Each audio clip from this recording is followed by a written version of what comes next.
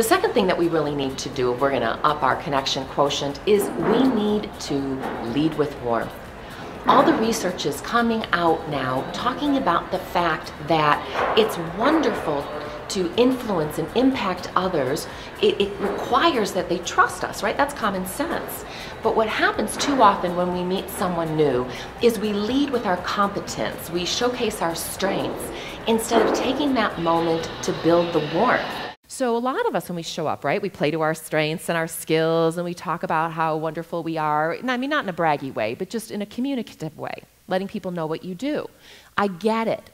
That creates respect. But they say that if you can instead lead with that warmth first, that level of trust and influence is so much greater. Sometimes that's just telling a story.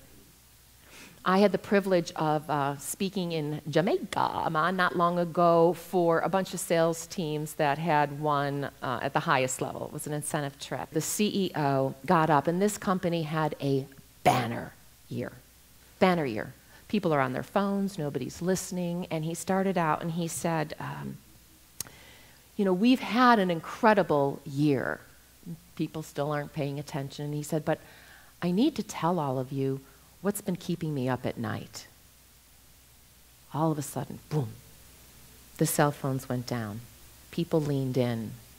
He was showing some warmth and vulnerability, and in the form of a story that made people want to listen, because stories are sticky, right? They go past the head and into the heart, and it's a great way to connect. So that's an example of leading with warmth. What Maren mentioned that Bob did so eloquently last night, asking other questions, that's an example of leading with warmth. Bob is such a warm, engaging person who can get anybody to feel comfortable almost immediately by engaging them and asking them questions about themselves. He said that he did this, these folks were wondering what they were going to do, and deer in headlights, and oh my God, I'm on national TV bearing my soul of my marriage, and Bob would go backstage and talk them up and warm them up, and by the time the cameras and the lights came on, they were all naturally enthused and engaged and felt at home with Bob, which he has an amazing talent and ability to do, which I think is really a dying skill in this day and age. So keep that in mind the next time you're meeting someone for the first time. Ask them the genuine question and show your interest.